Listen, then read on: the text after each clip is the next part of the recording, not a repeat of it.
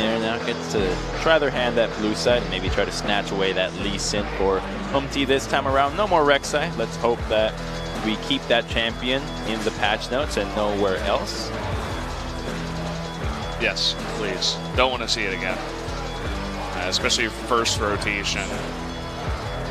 Well, with the blue side ban onto the Gragas, this leads me to believe that it's simply just a targeted ban at Blank. We know Untara can play it, and sure, it's a flex pick, but Blank has seen a lot of success on the champion, and similar mechanics to what Lee Sin offers with heavy mobility and the ability to just find individual targets and kick them into your team or out of them, and so difficult to account for even after the nerfs to the cask and use of flash.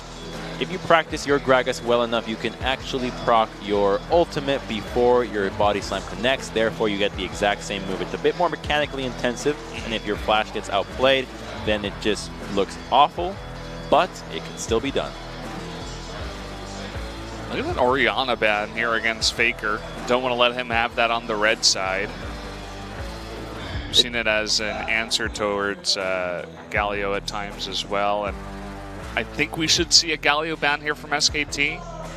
Possibly. They have played Lucian into it, and there are champions like Talia that can survive well against it, so they will let it go through. And I think they might be fancying that Lucian mid again, considering that we have seen it be flexed in the top lane when it was with Huni, but who knows? Maybe Untara now has read the Huni Bible and is still playing Cassiopeia and Lucian into the top lane, because who else would you be practicing these matchups against than none other than your mid lane, your substitute or counterpart top laner. And that was quick on the Cassiopeia pick. They just auto-locked that, and Blank, of course, taking away the Lee Sin.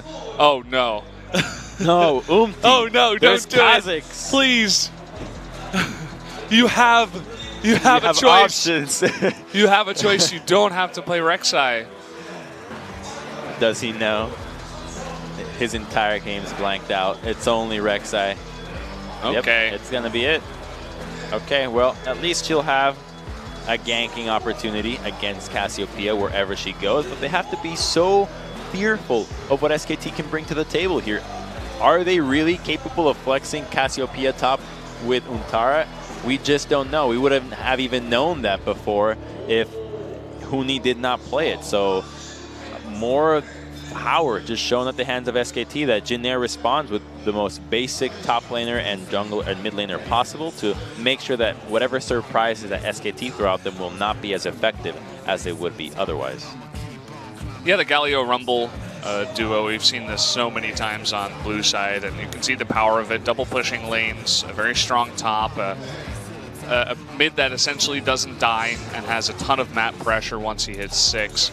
And this time we're going to see Bang on Ashe, looks like. So the carry from the bottom lane indicates to us that they are thinking about carries elsewhere on the map. So this does tell the story of the Cassiopeia possibly as a flex. So they are committing to the potential bluff here and letting us believe that Cassiopeia can still go anywhere. They have likely made up their minds already, but they're not going to allow it. Jin Air fall for it right away, ban out the Lucian. They're not going to deal with Cassiopeia Lucian being flexed all over and them not knowing what to lane against. And meanwhile, as Jin Air is not taking their ADC, SKT really trying to take away their options, as they already banned Caitlyn to start, but then taking away Varus and Xayah. And even Jin Air forced to take away Lucian as well, so another potential pick.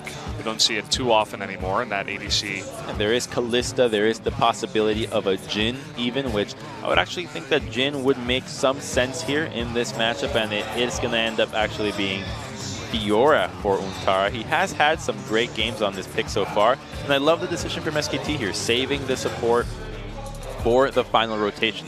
Jin Air has not shown whatsoever what their bottom lane is going to be, so by making sure that Wolf has that final counter pick, they can cater to the needs that Ashe brings to the composition, and potentially the AD carry that Jin Air comes out with, Kalista, Kog'Maw, or Ezreal, some of the remaining ADs that if you can support in accordance to what these champions bring, then your set up for success is that much more powerful. And it's not Jarvan, or Fiora, it's Jarvan. Offering some more engage, I suppose, a more reliable tank and front line. And it looks like it will be Callista Braum here from Jin Air. So we get to see Snowflower's Braum. See if he can style as well as Wolf did.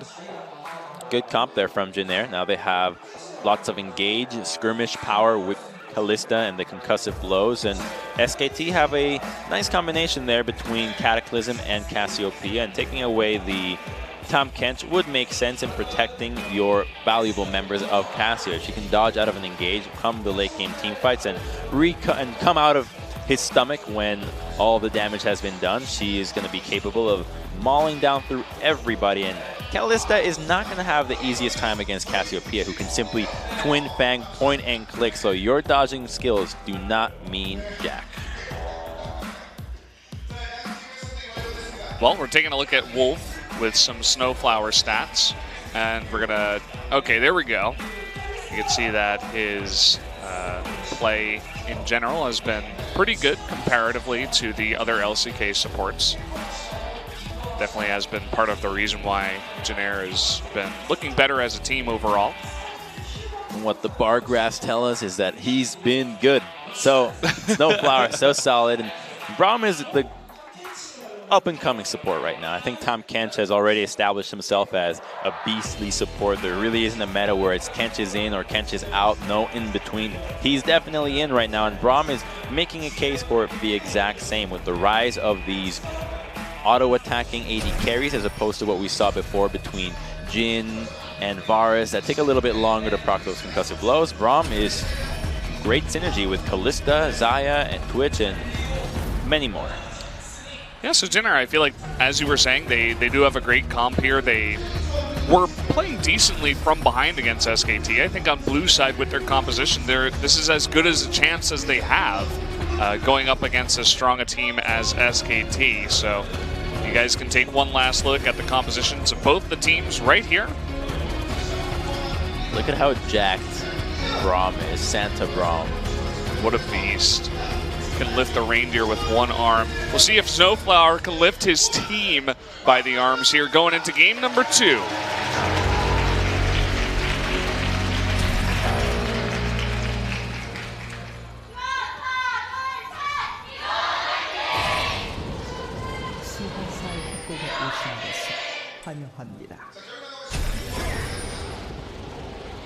The Braum can carry a fireplace with him as he goes. He's a permanent log TV channel.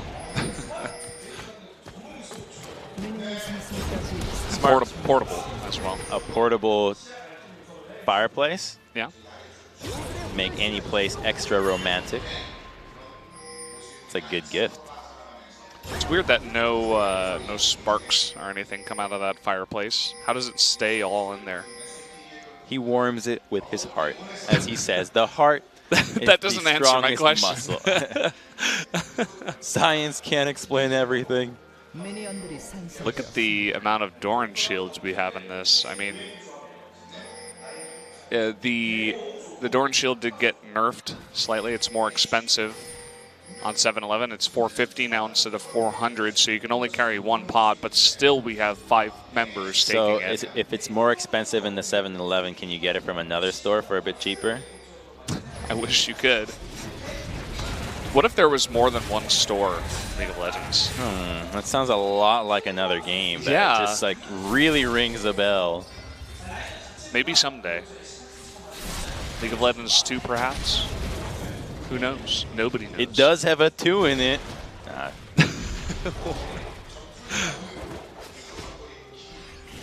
apparently the Doran shield nerf is 7-12.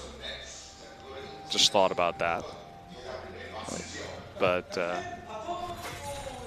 the monitor doesn't show a 2 next to the potion. So I'm a little bit confused, to say the least, but that's okay. We can confirm that a little bit later. Umti just going with a classic 3 side into recall, so he'll face and get his longsword here. He does have an opportunity if he chooses to yank the bottom lane, as Rek'Sai does remain more healthy than other junglers, but just barely dodges out of the hawk shot. There is a ward though. He's going to go right on top of that. Ooh, a late back here from Bang. Ugh. A miss there by Snowflower onto Wolf, so they cannot force that fight. Let's see what happens in the mid lane early on for Cassio versus Galio. Tragic for Umti to get scouted out by the ward, and now we'll only find Gromp on this side of the map. Meanwhile, Blank is on greener pastures, going into the blue side, finds the blue buff, will find Gromp, and can confidently even go for Wolves as well, while presenting the opportunity to dive Kuzan, a mid laner that you wouldn't normally expect to dive this early on. And just an open field in this top side of the jungle for him. So Lee Sin will be getting a bit of an advantage on this side. And yes, the CS is in the favor of Umti, but that's because he went for Krugs. Krugs don't mean anything. They give just gold, not so much experience. And now he's going to get that Wolf camp. Yeah, that was a really smart ward by the bot lane of SKT too. They knew exactly the pathing of Umti after going into the bot lane. They knew he would just go straight to Gromp. That was the only thing available. And then the timing to back off, put down a safe ward, and make sure that they could not get ganked was really impressive. Oh, this is brutal. He's just getting mutilated in the sense of pathing now. He's going to go back to base, go to the top side, find no Gromp, find one remaining Wolf, and then we'll just have to go to Raptors. And because he's not going to be in a position to invade again, he's going to have to do Krugs again, or doubles, which are the worst of the camps out of all of them. So twice, now his route involves the least optimal camp to take away. So Umti in trouble early on. Look at where he went too. He went straight to Raptors. I think they're just respawning. So at least he does have that. But as you were mentioning, not much else left over for our poor resident Rek'Sai. Level 3 to level 5 here. Just hits 4 off the completion of Raptors. Blank not taking full advantage of the situation, and at least they could set this up. He's going for some play in the bottom side. It's too risky to go for Wolves just yet. Okay, we're going to have another try by MT, perhaps, onto the bot lane. There is a ward. But of course, with Rek'Sai, you can get over that wall pretty easily. Not going to go for it. Just backs off, and yeah, he's not going to start that right now. Now he has to go back to doubles, and this is a bottom lane that's losing for Jin-Nair. Their main carries, sure, as Kalista and Braum, have great synergy together and getting those resets and protecting each other, but they're bit of CS behind, and the attention that Umti has received has not resulted in much, has just gotten him behind, and now Lee Sin gets to go into the red side and do whatever he wants, as Faker has control of the mid lane, and once he hits level 6, it becomes that much more dangerous to go on a 2v2. Now Blank coming in here, getting a couple of really nice wards down. To scout the Raptors are gone. 2 has a control ward. It looks like MT will be able to clear that out pretty easily, but they do scout him out. He just doesn't have anything to do here anymore. Wolves have yet to be cleared, so the only available camp on his side is the Gromp, the lonely Gromp. And now he gets scouted out by Lee Sin, and just the most unfortunate timing as his tunnel is not available. Oh, and here we go, the immediate rotation from the bot lane. Meanwhile, Faker styling on Kuzan. MT does get the knock-up onto Blank. This will be a 3v3. Lots of low members from Jin-Nair, though. Bang, trying to slow all these guys down. The Unbreakable is up. In goes Blank. Not enough damage yet onto either of these members. Now Teddy trying to jump forward, will be slowed by the volley. Oh, that Q does land, but Blank not going to go in this time. And we've gotten to read exactly what Umti's path is going to be in SKT's response, and they're doing a great job of synergizing with the lanes and understanding what the junglers are trying to do. Blank will find Umti, get some nice chunk as he does miss the Unburrow. Advantage in the jungle once again going to SKT, and this is one of the reasons why Blank has credited for his success. And in recent interview, hey, it's not about me. It's about my laners. Laners enable the jungle more, and the fact that Faker gets to push in, the fact that the bottom lane gets the vision, allows him to scout out what Umti's doing, means that his play can now be upgraded. But he's in a bit of trouble now as Cassiopeia has no pressure to the mid lane. So an unadvised red buff steal means that he quickly retreats. Yeah, I was going to say, Kuzan was level 6. I had a little bit of trouble pushing in that lane for some reason, but slow rotation down. Blank is going to take that a bit slower. Won't get too aggressive into the enemy jungle just yet. that trade bottom now just results in the advantages continuing to grow for SKT's dual lane. They're going to have to face with the lack of summoners like what got used on Umti, so the setup next time around will be a bit more telegraphed, and they still have all the summoners in the dual lane and jungle side of SKT, and without pressure into the mid lane, this Galio is not being as effective as we're used to seeing. Teddy picking up the scraps here. Definitely having a rough time in the bot lane.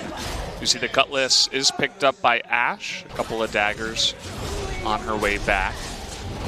Haven't got too much of a look up in the top lane. Seems like it's going pretty even for now. Both these guys at around 70 CS. Oh, and this itemization from Teddy. What? QSS? First item? You serious? I don't know the last time I've seen that, man. That's... Oh, God. What? Full on.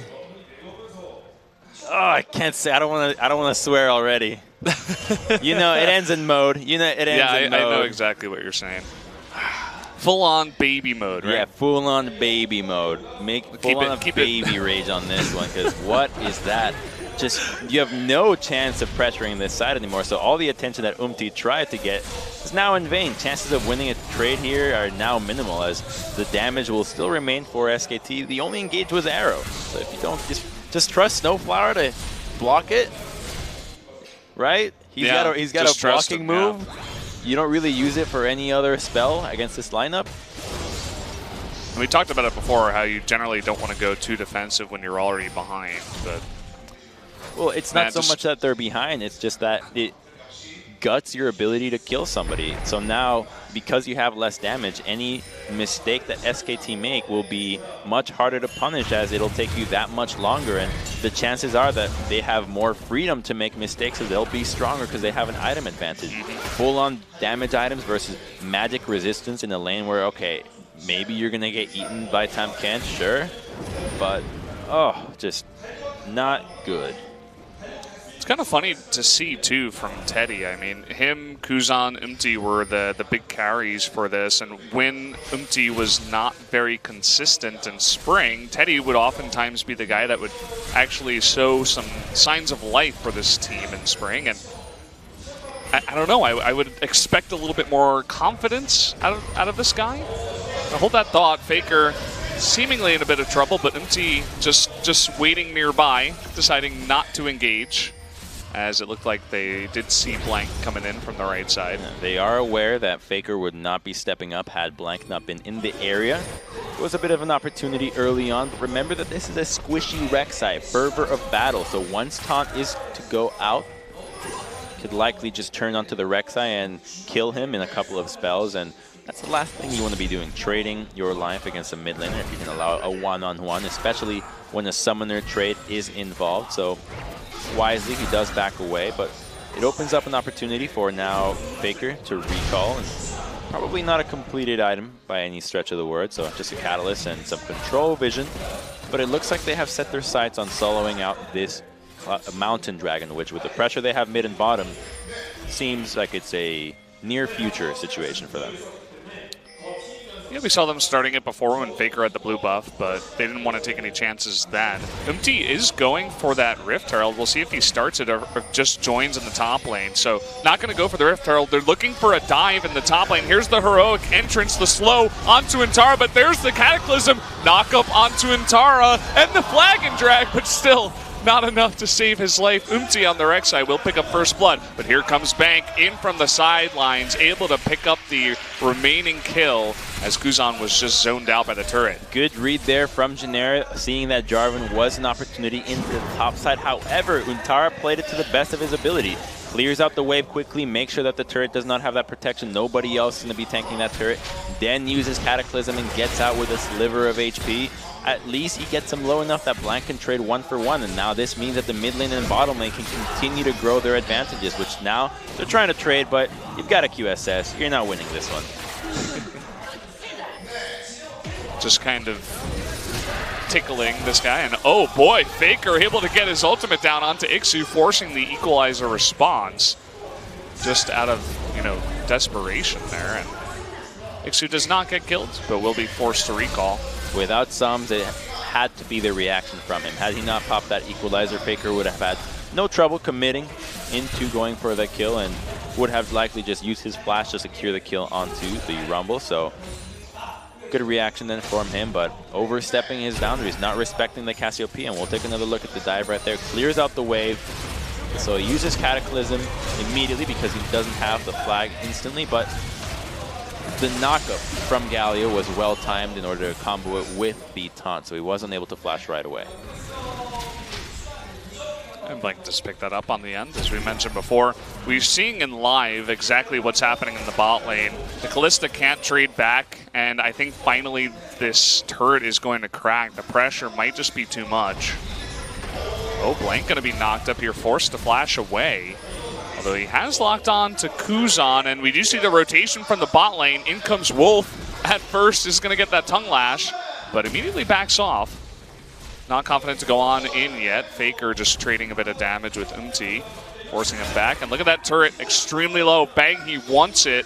Not able to take it out yet, perhaps after this wave. I think the flash was a bit unnecessary there for Blank, but just playing it safer. They're still getting an advantage in the bottom side of the map. And just a flat-out 2v2, SKT winning that bot lane turret trade. And to no surprise, you could have told this story just looking at items, and it'll be so long for this QSS to be relevant.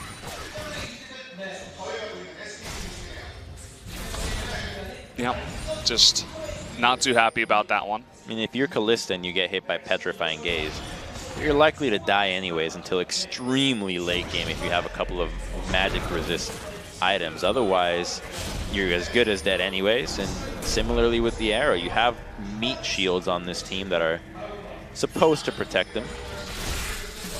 Okay, here's the solo from Faker.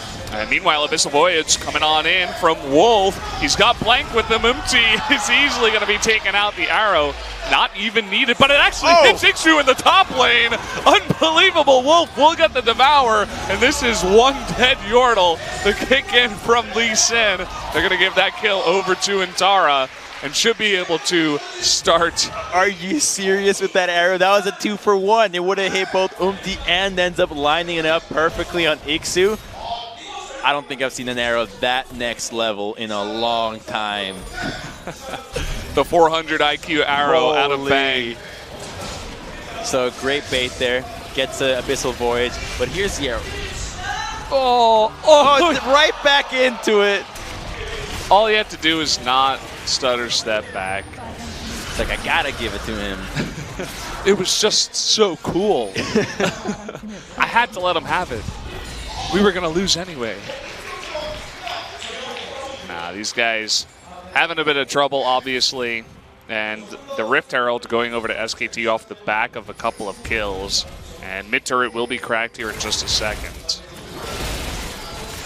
Yeah, as long as they continue to match dual lane versus dual lane, SKT will continue to have pressure on this matchup. Just look at the itemization advantage. It's unfathomable. A completed blade with Ninja Tabis against Cutlass in QSS. There's no chance they win this 2v2. The amount of misplays that SKT's dual lane can have here is too large for any crazy outplay that Generic can do to win this. Okay, so Wolf and Bang did commit to taking out this turret. It looks like Wolf will be the only one that trades his life for it, but they do get a teleport out of Antara, it looks like, at the same time. Good move there from Jinair as we were looking into the blue buff. They go for a 5-man onto the dual lane, and that's what they have to look for. They're going to need a lot of patience if they want to come back into this game. Looking for multiple ways to heavily outnumber, SKT will be their window back into this game. So they'll have to wait for their cooldowns again and pull the trigger once more. Now that Wolf has no summoners, they should have a target on their sight. So Wolf is now the biggest priority for this guy, for Jinair, and with double teleports and another Fate's Call and no summoners burnt minus Umtis, they should be able to get more kills off the dual lane of SKT. Seeing this trade down here in the bot lane. Tara not going to go too far forward. MT just clearing out some vision. Faker having the game of his life, 0-0-0 so far on this Cassiopeia, just farming up. And they'll get into some arguments, be like, but I was doing this, I was doing that. And it's all the difference, all that matters. Fortunately, Kuzan is going to be relatively okay. You can see that adaptive helm just procking with every single Twin Fang. He's okay. Yeah, it's so funny to see the Cassiopeia do that little damage. Oh, that won't be the case this entire game, though. I believe Cassio is the highest single target DPS champion in the game. If you can mash those buttons as quickly as possible, there is no champion too tanky. I guess that's why they had to make that item, huh? Yeah, well, with the dissolving of Guardian Angel into Stone Plate and magic resistance making a little bit more sense now in terms of how damage is dealt in the game. It's a cool item in concept, but so many times do people overvalue it and don't really think about the true sources of damage that are going to be proccing in. Here's the dual lane getting caught again. Okay, Wolf here with the cleanup, trying to save Ash. Will pop him over the wall. They're trying to turn onto Teddy. He does QSS out of the arrow, and now Wolf will be caught. That's a double kill going over to Ixu. Beautiful stuff from Janair. That's exactly what I talked about 2 minutes ago. The dual lane has no summoners. It worked. Outnumber them heavily. They used 2 teleports, a heavy amount of ultimates, and now this is going to yield them another turret into the mid lane. They're not going to lose anything on this. The top lane turret is still too healthy, and Jarvan is not in a position with the wave crashing the turret. So great moves there from Generic, and all they have to do is look for this a couple more times. It'll eventually get them a Baron, and they've got themselves a solid game. Yeah, at least they do have a game plan in this one. We kind of saw them flailing around in game 1. And that's what I love about League of Legends. When you see the overall game plan that teams are going for, when you execute it, when you know what the next big play is going to be, and this is it. You're trying to clear the tunnel, it gets baited out right away, but the ward behind them was already the trap. Any overstepping would have resulted in this exact same play, and they go for it, but there is no chance of a rebuttal heal. Cassiopeia is nowhere to be seen. Jarvan did not have a teleport, so full advantage of what they had at their disposal, and they end up cleaning house, and now Kalista finally has the Blade of the Ruined King, and she's finally reaching a point where she's going to be relevant in these fights. It took a while, and you do see the Rift Herald just used here in the mid lane does about 1/3 of the health of the tier 2 turret. Kind of meh. Just a sacrifice there. You're no longer needed, but you hired me. But you killed me. I thought I was part of your team now. Now they threw it to the Wolves. Or to the Snowflowers. Sounds like my basketball high school team. Okay, they're trying to go on to Umti here, but Faker might have got himself in some trouble. Wolf with the nice Devour will clean up. Faker makes sure that he is okay. Still in a position to poke at Kuzan. Okay, Abyssal Void's coming on in. They will force the flash from Ixu. We do have 3 members of SKT down here, not a response out of Janair just yet. Finally, they're rotating up into the top lane. Do see SKT retreating. Janair have to remember what has been working for them. Match the dual lane, outnumber them with Galio and Rumble. Heavy team fighting ultimates will mean that the single target DPS that SKT brings will not stand a chance. Anytime they're not looking for the outnumber right from the get-go, they are going to lose these fights. So as long as SKT play defensively and Janair keep overwhelming them with numbers and just team fighting presence, this game will be on a nice edge. So kind of unfortunate for SKT. They're in control of this game, and they started off with a Mountain Drake, but then they go Cloud into Ocean. Not the Drakes they were hoping for. If they could wrap up one more Mountain or an Infernal Drake to add to this, it would have been nice. And Drakes are cool, but to be honest, so many times they simply represent the colors at which you end the end of the game, where most of the advantages that teams get are based off of kills, your ways of pressuring the map, and overall based more around Baron and turrets than the dragons themselves. Because if a team has an advantage, even if they don't have mountain dragons, then that means that their ability to pressure will have to be even greater for them to get vision into that side of the map and prep for a Baron.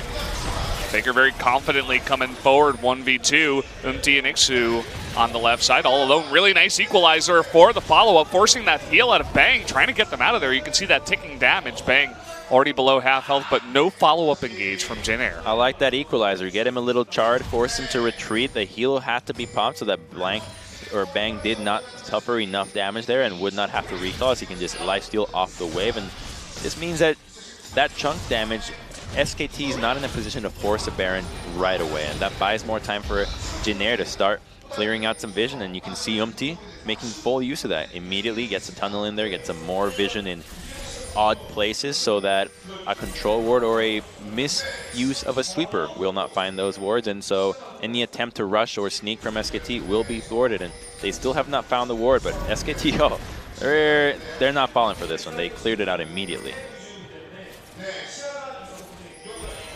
There was a couple of pings going down up towards that top rush, but I think the ward up there was taken out at the same time. So total vision control here at the Baron for SKT. There is that one ward in that brush where Wolf is, so they can see him. Teddy and Snowflower not going to fall for it. MT and Kuzan waiting in the wings. Two top laners going head-to-head in the bot lane. Jinair need control of mid lane. Baron does get started. He's crawling forward. He's burrowed and puts down a control ward. He does spot it. And the two-man out of SKT will be forced to be delayed. It's a good read from Jinair, but what they need now is going to be that mid lane ward again. They need to see when SKT's dual lane enter the lane, and previous Rek'Sai would have done it in previous session, but now getting a ward. To play. Who's it going to be? Rek'Sai, can she channel her old self? Doesn't seem likely. SKT playing this very patiently. They're not, you know, they were trying to go for the two-man, but the second they get scouted, they push lanes, go for a buy. Seemed like everybody had a bunch of gold saved up. So they were able to do that. You can see the Seraphs completed on the side of Faker, so he's sitting on 3 really strong items at the moment, adding a bit of survivability into the mix too. They're waiting for the right combination of vision denial and pressure in the lanes before they can start putting up a Baron. They have no deep vision so far, and here's the 1v1. Oh, Intara might be able to do it. There's the Zhonya's. Will he follow up? That's pretty easy to force out the flash, but look at that, the ultimate coming out of Rumble. Intara forced to back away. Here comes Teddy, though, and that should be an easy cleanup. Will force the flash out. The flag and drag! I spoke too soon, and Intara escapes, and that might mean that we have a start here onto the Baron. Yes, it does. Looks like it's getting pretty low. Faker and Wolf trying to zone out the members. They do go off of the Baron, looking for a kill here onto Kuzan, trying to flash away. They do get that arrow on top of him. The Braum ult there helping out a lot, but not enough. They're going to throw in the Braum now. Teddy trying to jump away. Untara coming from behind, and that is going to be a dead Kalista. Bang. Trying to get on top of Umti, Snowflower, and Umti all alone. Faker on the chase. Abyssal Voyage will do it. And now they're just chasing Umti through the jungle instead of starting this Baron, trying to get as many kills as possible. And there you go, 4 members of Jinair do get taken out. Tara just razzle-dazzles Jinair to go to the bottom side to try to collapse on them, but it just backfires so much. The equalizer gets Tara low enough, and that flash was suspicious, to say the least, from Teddy to try to commit for that kill. And SKT, they had previous control all around the Baron side, so all they have to do is force a Baron. Galio overextends it. We'll take another look here. This is Galio trying to stop the Baron with Rek'Sai as well, but it's already too late. It's a 1v4 here. Kalista is nowhere to be found. The teleports are coming in, but there's a fight going on as well in the top tier too. Yeah, Untara going deep with that Cataclysm. Does take him out. Oh, landing that Q there is blank. Teddy, extremely low QSS. Not going to help him out there. Not in time. Kuzan desperately trying to take out Jarvan. Will not happen. And look at that wave. That is massive at this point. And, oh, SKT just outplayed Jinair, and so did they. They outplayed themselves, getting too carried away with trying to stop that Baron, and now without any carries left alive. It's going to be a sub-30-minute victory. Looks like it's going to take out both these Nexus turrets, and that is going to be game number 2. Another 2-0 to our resident god team, SKT. Looking for some better KDA, but that's going to end it. The 2-0 victory over Jinair. What seemed to be a lull in the game, we broke the action with a one-on-one, but Jinair just could not hold true to what had been working for them so far. Outnumber the dual lane. Focus around your strength, the Kalista. Instead, they got carried away from the 1v1. Everybody collapsed, and the immediate team just got disjointed. The signs of an old team where you need focus on one objective where everybody's fighting for just wasn't there, and they got punished heavily. And in the meantime, SKT just remained true to their composure. Koma looked really happy, just full of smiles as he was going back into that booth. And I'd have to feel happy about it as well. I mean, pretty much everything went right. There were a couple of kills that they gave over. It wasn't a perfect game in the perfect game sense of the word, but very, very close. And you can tell that SKT really do respect Jenner as a team. They do know that these guys are very strong, and they put up a fight.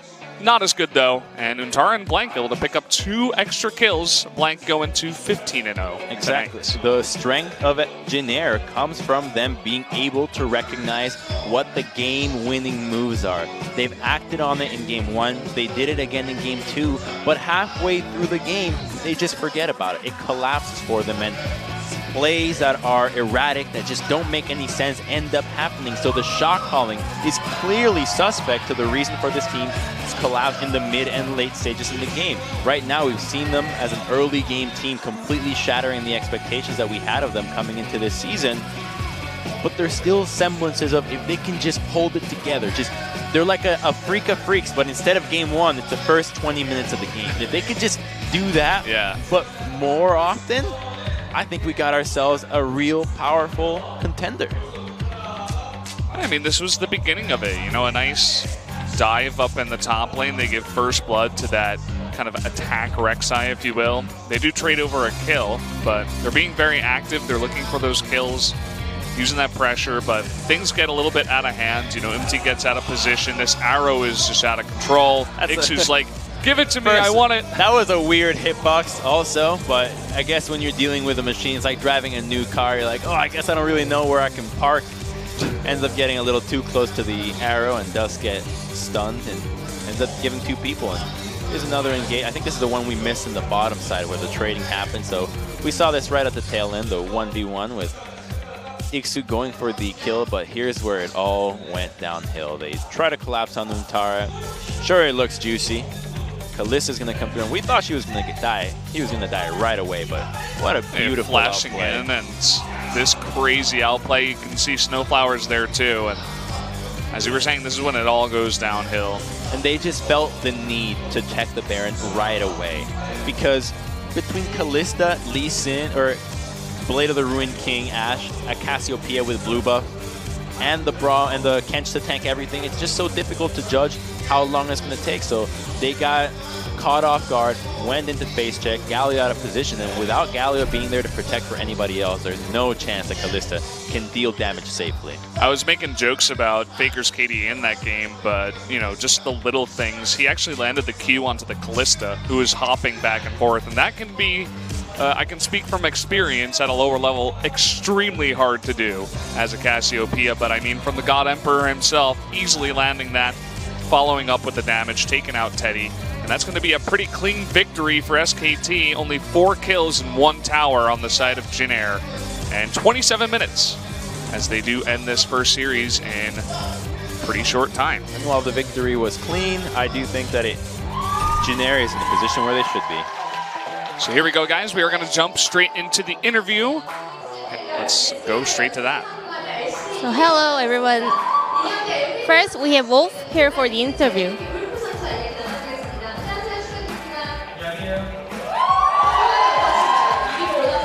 So you guys are back in the first place. How do you feel? Well, we did make a lot of mistakes, so I'm really satisfied. And I was kind of making feedback, so I didn't see what you're talking about, but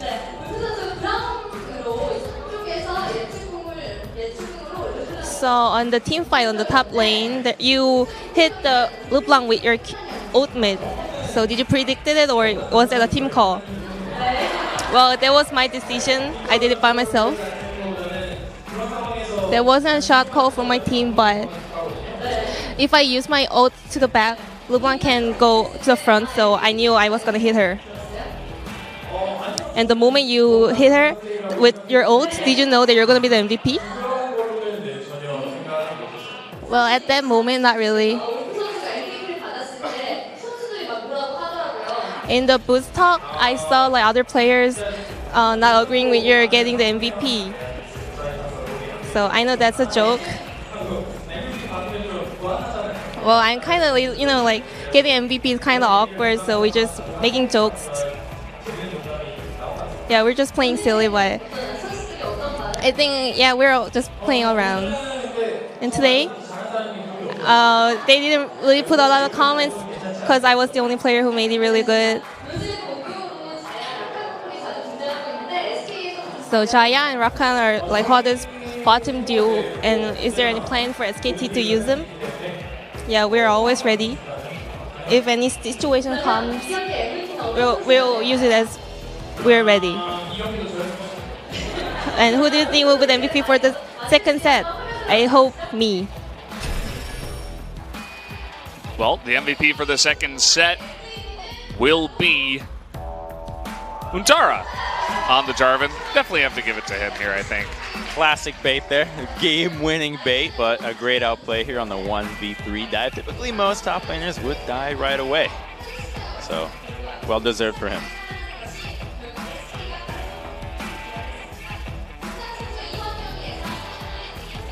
You could see he was just taking good trades, and mechanics were on point for the entirety of game 2, so let's hear from him. So this is the second MVP, Untara. But Wolf said he wants to be the MVP for the game 2, but what do you feel? I think I just play like not bad, not good. So what do you think you became the MVP? I survived in the bottom lane and made a good snowball, so yeah, that's how I became the MVP. Well, and Wolf said as long as you make a super play, you're getting the MVP. In the set 2, Ash's arrow was heading to Rek'Sai, but it actually had Rumble. Was that planned? So we're just planning to go back to the top lane after getting Rek'Sai, but Rumble got hit and he didn't have flash, so we were lucky to get him. Well, the team shot call was just whether we hit Rek'Sai or Rumble. We'll just get any one of them, but we're lucky to get both of them. So, to Wolf, what kind of person is Untara? Yeah, he's very familiar with Blank. Those two are really close. And maybe I doubt if they're like some more deeper relationship, but whatever. I just think that Blank and I have just like similar codes, so we're just being close. But Wolf said he doesn't like their jokes. What about Wolf? Wolf is really talkative, he's really funny. And also he's really like makes me want to cuddle. And there's a lot of other players who cuddles me.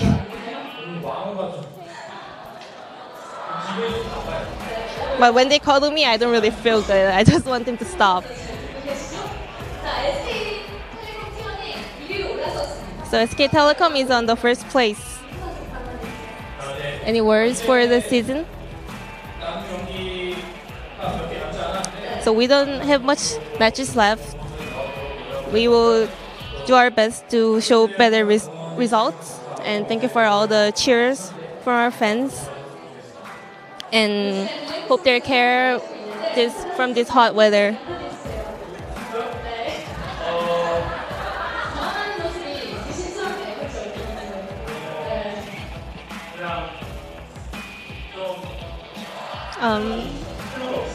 I have no words to say right now. But any message for your Blank? I just love we having the late night snacks together. Well, the power of winning doesn't really come from the snacks, but we're trying really hard and keep on cheering for us. Thank you. And this was the end of the interview. So there you have it. Seems like SKT a bit closer than we could have imagined, Crumbs. Wolf, don't cuddle me. But see, that's what I'm talking about. The conversations between Blank and Untara, those late night snacks. Even though I thought it was soju, it's just snacks. That's where you really want to get get the meat of their thought process. For sure. Bonding over that soju. So you do see that SKT is up in the top for now, but of course Samsung, if they can take a 2-0, will be in first place. Kind of the way things are here in LCK for now. Longju and Jin Air and even Afrika still threatening the top.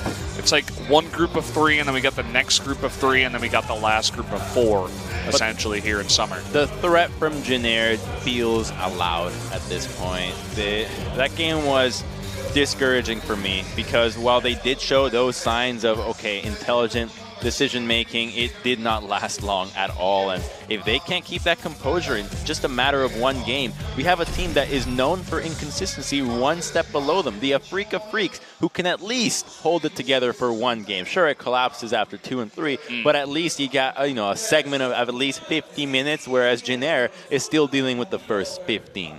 Yeah, I would have to agree. I think that Jin Air is at the bottom of the second group of 3, and maybe for next year, maybe for 2018, maybe Kespa Cup if we have that this year. But definitely would have to agree. I think Afrika and Longju are the 2 teams that can actually really challenge the top 3. And speaking of Longju, we will have them up next, up against Ever 8 in our second match of the night. I think that should be another quick one.